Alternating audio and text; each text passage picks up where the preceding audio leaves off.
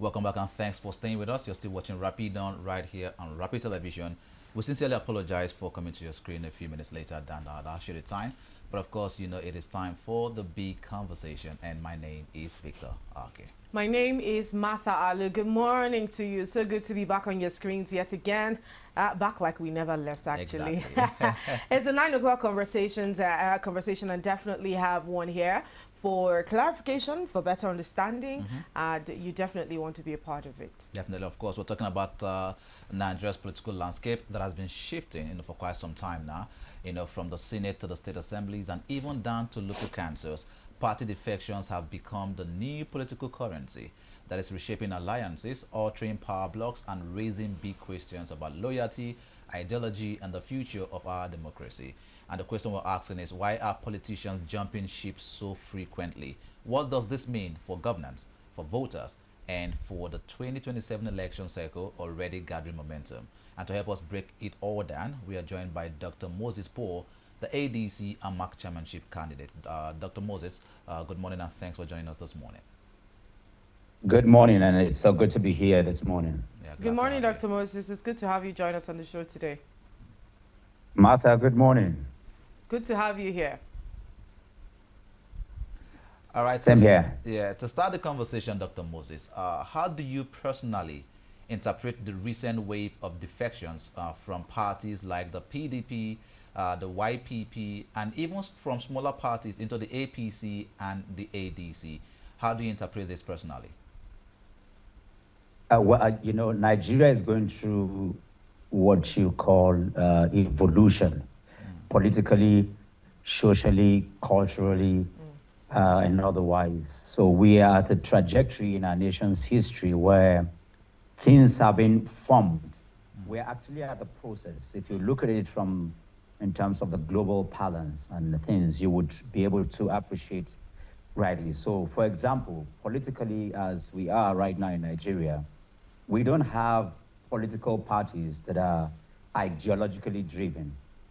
When you look at America, for example, where you have the Democrat and the Republican, and you have people who are stuck to it for hundreds of years, not because it's just a political party, but because it is driven by ideology. Now, in the case of Nigeria, we just have vehicles, special for purpose vehicles, for lack of a better word. So you have people jumping from one vehicle to another, because for them it's about protection, it's about convenience, it's about what will help them move from one stage to another. It is not about the values of honesty, of character, of competence, it's not about bringing real change and values. So this is what you see, and it's important to understand this very clearly so that this generation of people who are coming into politics and governance and leadership are not confused about what's going on. So understanding this backdrop, you can see that for me, it's even important for us to have all the governors and all the people defect so that, like they say, when the thunder want to fire, it will not be missing. We will know exactly where the people are. It makes no difference, really, because in the course of the evolution of things, since 2023, there is a change in the air. People who were never politically active have become conscious. We are gaining grounds every day where the everyday Nigerian, the market woman, the barber, the broadcaster, the welder, people who sell pure water, the real owners of Nigeria, in my word, the everyday masses, the poor people, are beginning to get awakened right now. So for those that are defecting, the earlier they do it, the quicker the better, so that it can be Nigerians against the status quo. This is how real change happens. And so for those listening, it's important to understand this. We're going through a beautiful trajectory, and those who do not have the values of character, of competence, and integrity are going to move to one box of convenience. And therefore, the road and the space will be clear for those who really want to move the country forward.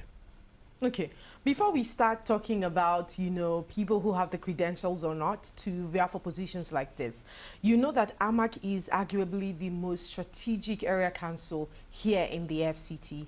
And most literally, everyone will want to be AMAC chairman because of some of the intricacies of the office and what have you.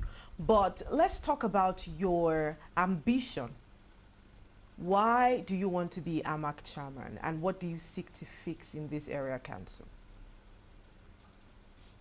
Like you rightly said and perfectly said, AMAC is not just the most important local council in the FCT. It's actually the most strategic.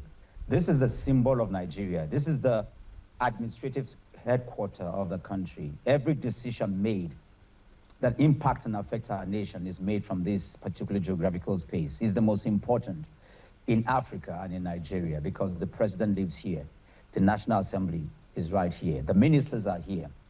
I know many governors that run their states from AMAC. Every person dead or alive that has something meaningful to do in Nigeria has a link with AMAC. The entire diasporan embassies are rightly located in AMAC. This is how important AMAC is. And I can tell you, I have been here for about 40 years. I went to primary school here. All my educations were done here up until PhD.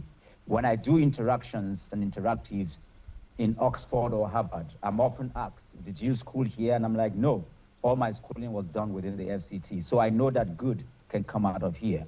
But here is the bane of our conversation. As important as AMAC, we do not have the performance of AMAC. Children were out of school for months. Our healthcare centers are completely comatose. I have a PhD in environmental resource planning. AMAC is very dirty. Waste management is a multi-billion-dollar industry. As we speak right now, all the institutions handling it are completely collapsed. I have done a research around the entire markets in AMAC. They are all entrapped with multiple litigations. So we cannot even have prosperity and trading for progress.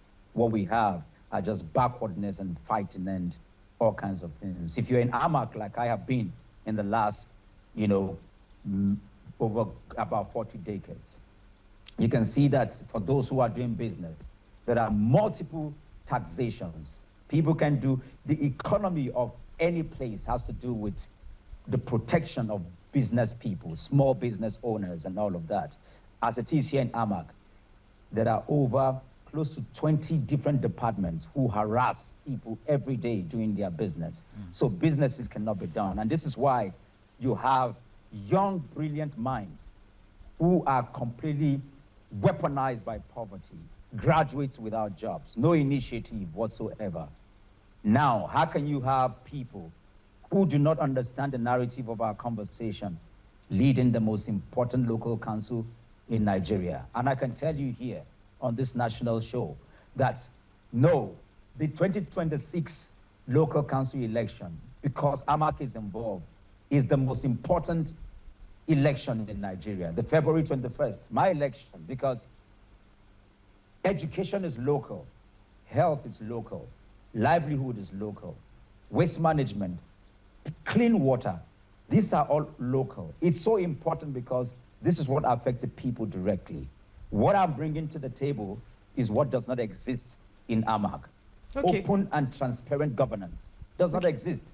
We do not have accountability of what comes in and out of AMAC.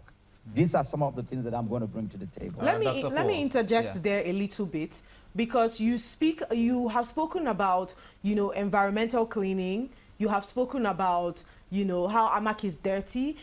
Some other things you have spoken about. But from my point of view, you don't have to occupy a certain office before you make certain changes. And I say that because I have gone through your profile and I see that you do a lot of activism, which means that whether or not you occupy an office, being an activist allows you to directly or indirectly affect changes within a certain environment.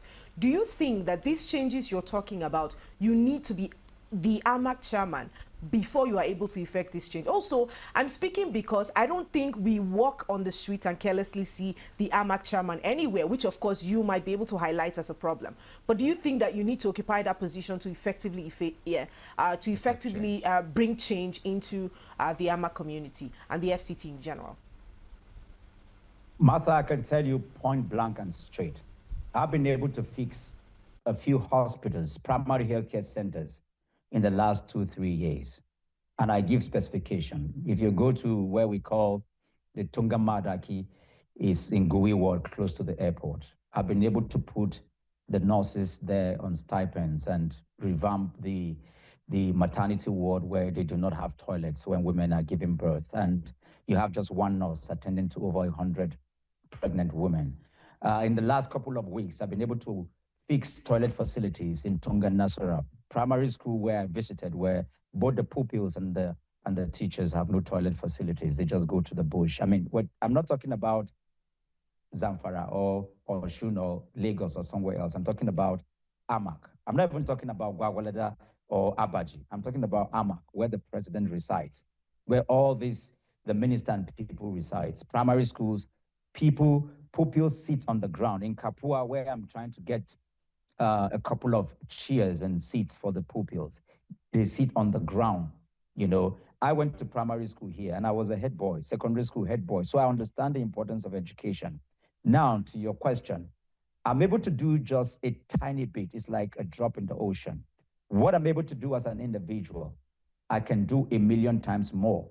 And I can tell you, until we have proper people in governance, the change we're asking for will never happen. The work of NGOs and individual philanthropic actors is just a drop in the ocean. It is actually the failure of governance that is making people like myself come out to try and do a little bit. Without having proper people who understands education, who understand healthcare, who understand sanitation, who understand that we need to have drinkable water, clean water come out of our tap. Without understanding that, it does not matter what we do. 1,000 NGOs, 1,000 philanthropic actors can but just do just little. The power to change the status quo lies in occupying of these prestigious offices that are meant to bring service to the people and dignity to governance.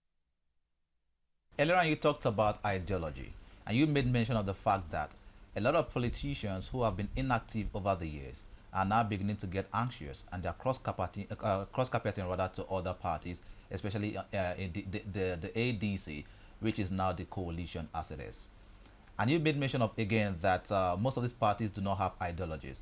First of all, what is the ideology of the ADC? One.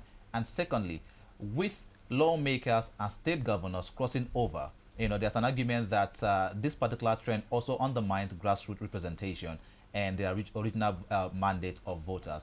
From your perspective, what does this volatility also say about party loyalty and democracy at the local level? Thank you. Like I spoke about the ruling party, and I said that those who are into the ruling party are people who are looking for forgiveness, people who are looking for safety, people who want to be protected, people who want their elections rigged for them, because we've seen that in a couple of places, and the data are available and they're there. So it's not my word against theirs, it's what is there. And we've had people who have come out, to say, we went here and this is what happens. There's a difference between the APC and the ADC. The ADC, on the other hand, you can see that the logo of the ADC symbolizes our ideology. One of the biggest issues and problem with Nigeria has to do with lack of respect, where people of certain or different religions feels like they own Nigeria more than other people. We have no respect for religion. We have no respect for our neighbor's religion. We also do not have respect for our different tribes. And this is why you have the issue of religion and also the issues of ethnicity. If we had respect for each other, these things would not be. It would be based on meritocracy. And so one of the things we're trying to build in the ADC is to have the credibility of respect for one another. So it wouldn't matter what is your religious background. It wouldn't matter what is your social class. It wouldn't matter what tribe you belong to. As long as you're Nigerian, ADC is saying it's handshake, that I am respecting you for who you are. And it's one of the strongest ideology that needs to be built in Nigeria, where people will have respect for humanity and respect for people, regardless of whatever their differences. This is one of the biggest problems that Nigeria has. Party ideology, you're saying, Dr. Paul, is respect. Yeah, respect is that what for you're saying religion. to us? You need to understand that it's much deeper than that. It's respect for the things that break us apart. Nigeria's problem today, you can see that we're talking about Christian genocide, or we're talking about um, uh, different, whether it's Yoruba or it's Igbo or it's Hausa. These are, they look like they're surface issues, but they're really, and they're really in depth. Somebody listening to me and looking at me right now, all his concern is look at him with his beard, say, all he's thinking is this northerner. What does he have? It doesn't matter what I'm trying to contribute. So it's something that has been ingrained into the subconscious fabric of our system. Any political party that can help bring an ideology that brings us together as one people, regardless of religion and tribe, is a very strong ideology, and is one of the things that the ADC is trying to do.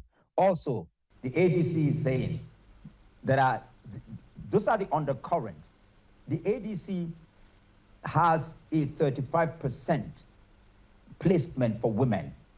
This is also an ideology-driven pack that can help, to bring women into governance. If you look at our Senate today, out of the 109, only 4 of them are women. It shows how degraded women have been. And so the ADC is making room, to ensure that we have women, participate in governance at policy level. These are the kinds of ideology that will help to heal the wounds and the things that have broken us down. And this is what ADC is trying to do, as completely different compared to the APC, where people are running there just to be saved, just to allow elections. You made a comment about any party that can promote something and a lot of things after that. Don't you think that these words like this are what promotes, are the kind of words that promotes the cross-carpeting that we see amongst political parties? That's one. Number two, you speak as though you haven't cross-carpeted yourself. I'm looking at your credentials and I'm seeing that you are the National Secretary of the Obedient Movement. And we know that the Obedient Movement is one that is solidly behind the former 2023 presidential candidate of the Labour Party, Peter Obi. And it is a Labour Party kind of movement. And now you are in the ADC, speaking about an ideology for the ADC, which you think that Nigerians should now subscribe to. Please help me create a reconciliation between that. You being the General Secretary of the Obedient Movement and now contesting elections under the ADC. For someone who speaks about so much cross-carpeting among politicians and people and the lack of ideology behind these parties, please help me make sense of it. It's, Martha, this is a very brilliant question and observation. And this is where the issues actually come in, and it's very healthy for us to have this conversation. The Obedient Movement is not a political party. The Obedient Movement is an energy, is an essence. Yes, it is galvanized around the characteristics or characterization of the epitomization of the man you call Mr. Peter Obi, who has the values of competent, character, compassion, and consistency in driving the new Nigeria project, as it were. Building on integrity, honesty, transparency, and accountability. That is what the Obedient Movement is about. And I can tell you, there are people who voted for Mr. Peter Obi from APC, from PDP, from YPP, from the different parties. And I can tell you, the Obedient Movement is not about the Labour Party. The Obedient Movement cuts across different political parties, cuts across different religious groups, cuts across different classes. And this is important. It's a movement. It's likened to the movement of the ANC or the civil rights movement. This is why you have people in the Obedient Movement. Because the Obedient Movement is enshrined and epitomized by the character of capacity, consistency, compassion, and character, it will galvanize its energy around individuals that have these values. And that's why we are supporting Mr. Peter Obi. And we would support other political actors regardless of political parties. This is why, as the Secretary General of the Obedient Movement, I can run under the ADC because the Obedient Movement is not a political party. You will never go to the polls to vote for Obedient Movement. You won't find Obedient Movement there. is not a political party. It's an energy, it's an essence. And so this is a good place Jones to that even has caused clarify. problem within the PDP, because you know what PDP, I'm sure you have seen the news that Wike has been expelled from the PDP. Yeah. And one of the reasons that he was expelled from the party is inter-party activities, anti-party activities, which means you are working under another political party while you are a member of another political party. That's one. But whenever we speak to the obedient, they try to justify the fact that they are a part of something, but want to also be a part of another thing. Don't you think that this is the reason we have some of these inter-party crises that we experience, particularly that of the PDP crisis that we now see? Don't you think this plays a part as well? No, not at all. And this is why you need to have people like me make clarifications, because when we have confusion around political party education or nation building or leadership or politics, then confusion continues to thrive. As I am right now, I am the candidate for the 21st February local council election as a chairmanship candidate for AMAC and somebody who is in the ADC. I cannot be seen promoting any other political party. It will be called anti-party, and it is grievous.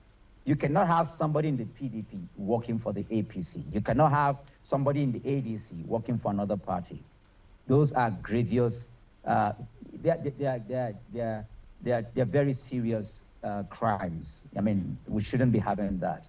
And this is why I'm saying that the obedient movement is not a political party. It's completely different from the conversations you are having. And it's important to share clarity along this part. If I haven't taken onto the mantle of this position where I am today, as an obedient, I can support anybody or any people because it is a movement. The only crime an obedient will commit is if you're supporting a politician that does not have the criteria that is part of the values of the obedient movement. The obedient movement is not a political party. It's a movement. And it's important for the public Dr. to Paul, understand this. Let me ask you a direct question. Right. Mr. Peter Obi was a candidate of the Labour Party. The Obedient supported Peter Obi, who was a candidate of the Labour Party. Was that not a support for the Labour Party in general? Was it just for the man and not for the party? And you see, this is so beautiful. The man, Mr. Peter Obi, the support they were giving him is to him. But in Nigeria, we do not have independent candidacy. What we have is that you must use a vehicle. When you go to the polls on the 21st of February in AMAC, you're not going to see Dr. Moses Paul there. Who you're going to see there is Handshake, is ADC. Which also means, hold on, sir, which means that everyone who votes for you supports the ADC and you, correct?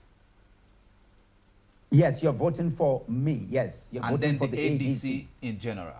Okay. Is that correct, Dr. Paul? You don't need to confuse. There's nothing confusing about this. You cannot become, I can't become chairman without going through a political party. Of course. This conversation is so healthy, okay? But there are people, I can tell you there are people in the APC who are going to vote for me. I know them. There are people in the PDP who are going to vote for me. But when they go to the polls, they're going to vote for the ADC, for the polls. Because if you don't vote for the ADC, they are not members of the ADC. Okay. They will never be members of the ADC. But because they're supporting Dr. Mo, they must go and vote for the ADC. That's the only way I can become the chairman of AMAC. This is very simple and clear. You need to understand this. Because if you don't, then confusion will continue to thrive around this conversation. Okay. They are voting for the competence of Dr. Mo, but you cannot see Dr. Mo when you go to the polls. Okay. You're only going to see ADC. That is the vehicle that I'm using. If I need to get to Lagos, there are different vehicles to get to Lagos. As it is right now, Nigerian political parties are like vehicles to taking us to the destination. So if you want to vote for me, you must vote for my vehicle. It's as simple and straightforward and clear. All right, Dr. Paul, do stay with us. Let's go for a quick break and we'll come back. We'll continue with this conversation. Please don't get anywhere.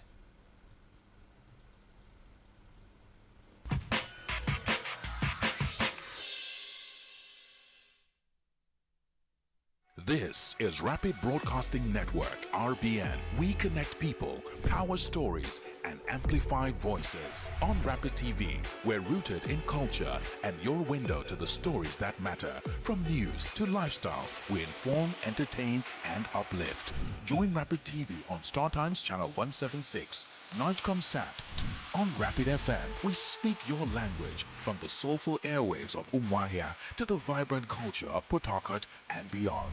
More than broadcasters, we're creators, amplifying that voice within with powerful content across TV, radio, and digital. Join us at rbnradiotv.com and all our social media handles. One network, one voice. Rapid Broadcasting Network, RBN, the sound of your city, rooted in truth, driven by impact.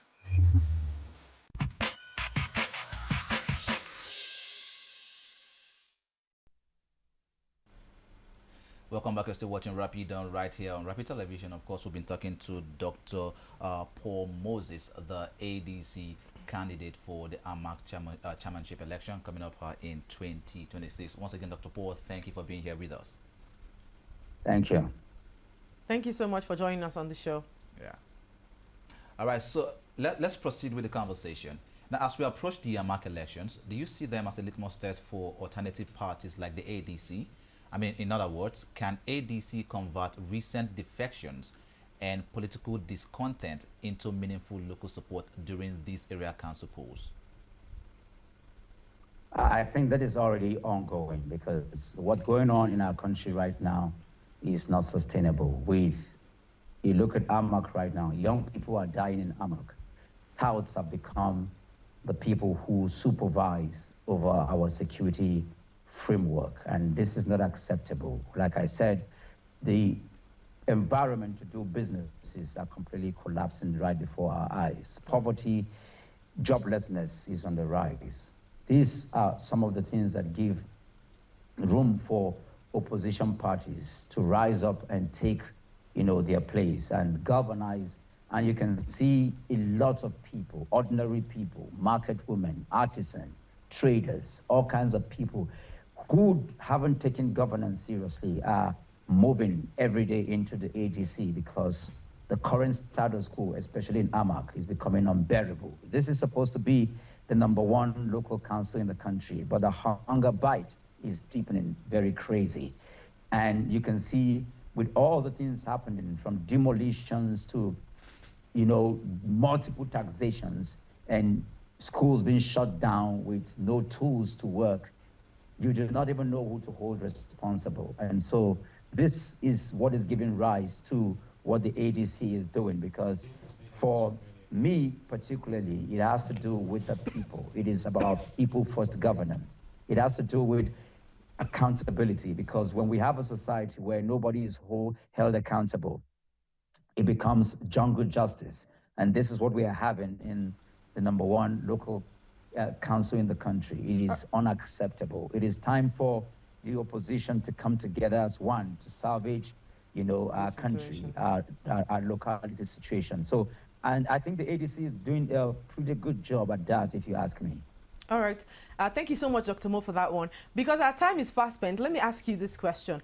You made a very vital point where you talked about multiple officials, bullying people on the streets of Abuja. I personally have experienced it, and I think that every average person living within the city of Abuja must have experienced that level of harassment, because you cannot tell who from who, and you cannot tell who does what from who shouldn't be doing what in the FCT. I also know about multiple taxation system here in the FCT, where today this person comes to collect this tax, tomorrow another person comes. They are double taxing you for one thing alone. How do you plan to address this? Because I think that this is one of the major issues that the residents of the FCT have cried out multiple times to the minister to address. In your capacity, if you become the chairman of AMAC Area Council, how would you address this? I don't know if you have seen, but I have watched videos where the minister has, for lack of a better word, kind of held the chairman accountable, where he says, for example, he made an example that I think over 10 years ago, while he was the chairman of his local government, providing vehicles for securities, the police and other institutions of security. And this was on national TV, and very embarrassing if you ask me. Another time he spoke about why the chairman should not be naming streets that he did not fix. That is to tell you that the minister actually means well for the local council, even from that. And this is not my word. This is something that is on the national news that we have seen. It means that AMAC does not exist at all in terms of performance and governance. And these are all low-hanging fruits and things that are supposed to be done. Martha, I've been here for about 40 years, but I've also traveled across the world. I've lived in cities that are comparable to AMAC in the world, whether you talk about DC or New York or London or Dubai, where you do not have these mundane issues and problems that are bedeviling our #1 council. I mean, this is the most important geographical space in Africa. If AMAC should rise, it is a rise, and it gives credence and image to the black people all over the world. And I can tell you straight up, just like happens in other places, Martha, today, if you want to send money to people, if you want to buy a NEPA bill, all you need to do is just to pick up your phone and do that. Why can't we have just a simple payment system that allows for market people, for drivers, for taxi people, for artisans, for owners of houses and businesses to simply just make their payment right from the comfort of their location? These are some of the things I'm going to do, to allow people be able to do that, and unifying the payment system, because in doing that, not only am I going to bring about transparency, it's going to show accountability, because as you speak right now, you don't even know what's going in and what is coming out. These are some of the big things that, in quote, I'm going to be doing to show open system governance. I mean, because they do not exist as we speak right now. And there are many more programs that I already have that will bring to the table to allow, to be able to initiative that will create jobs, that will create a lot of skills acquisitions for our young people. AMAC is home to some of the most brilliant young people who cannot find a base to be able to, take off in life. Thank you. If you look at elections as well in the local government councils majorly, it is often marred with malpractices as it is. Right now, as a candidate, of the election, if your party is involved in malpractices, what would you do, to ensure that you show that level of transparency? I have spoken as an activist and as a patriot very strongly against vote buying, against rigging, against intimidation, against using hoodlums, against money politics. I'm one of the big voices in the country who have been speaking on this. There are several forums where I have been, where you have the IG, the EFCC, the government officials, and I have spoken very strongly about this. I have a track record. As I speak right now, I haven't even slept well in the last 40 days. I've combed every village from Karishi to Orozo, to Karo, to Nyanya, to Jiwa, to Gwagwa, to Gwarimpa, to Gariki, to Wuse. I'm going all around fixing hospitals and working and campaigning day and night, while some people are sitting down and hoping that the institutions of government will do magic for them. I can assure you, the European Union are watching. Donald Trump is watching. EU, everybody is watching. AMAC is the most important geographical space. And if you think that you can come here and cause brigandage in a place where I was practically raised, this is not just a political council for me. This is home. I've lived here, done business here, worshipped here, studied here. This is where my life story began, and this is where it's going to continue. We will not sit by and just watch brigandage take our city and run it aground. We're trying to build a model city that is comparable to any place in the world. This has been my message. And because we are opposition, we're not just going to sit by and allow anybody just come and create chaos. And I can tell you, I don't think INEC, given what has happened in the last couple of years, are going to allow themselves to become tools, of whatever it is that they've been accused of or the DSS or the police people. I think it's time for people to rise up, because without justice, we are not going to have peace. Justice must become the fulcrum for why we do this. And as we move towards this election cycle, it is important for us to build institutions. The community must rise up to hold institutions accountable. All right. This has been my message. All right, Dr. Paul. Thank you so much, Dr. Moses Paul, for joining us on the conversation today. We do appreciate your time. Do have yourself a lovely day. Thank you so much. Over here is let the best man win. I mean, Definitely. all the best with your ambition. Thank you.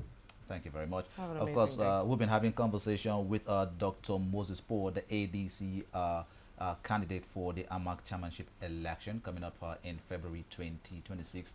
And we've talked about, first of all, the sweeping wave of defections, going on in our country, Nigeria. Politicians moving from one party to the other. And of course, we also talked about ideology as it is. But of course, our fingers are crossed to see what the outcome of the elections first in 2026 will be, and also what the outcome of the elections for 2027 as well will be, considering all of the defections that we have seen happen thus far. One of the things he talked about is the fact that we've always asked these questions about ideologies. What is the ideology of all these parties that we have in Nigeria? And many times we've not really been able to get the correct answers, or even very soothing answers, to that particular question. But yet, we watch and see what plays out in our political sector here in Nigeria. Your thought? Pretty much, we have said everything here, and like I said, at the end, let the best man win. It's not about political parties. It's not about support for a particular person. It's about support for who can take us from where we are to the point where we need to be. AMAC is one of the most important local government areas here in the FCT, and we cannot be having issues like schools on strike, students sitting on the floors, hospitals malfunctioning. We can't be having that. It's not like it's okay to be had any other place, but at least this is the most important area council. This is in the FCT, and I think that a lot of attention should be paid, because if we cannot work on the capital city, how else can we? This is where the president is, like he has recounted many times. Yeah. This is where some of the most important political office holders reside. If we cannot fix this place, then how can we extend it to other parts of the country? But that's pretty much my thoughts for the conversation today. Of course, that being said, this is why we call it a wrap on the program this morning.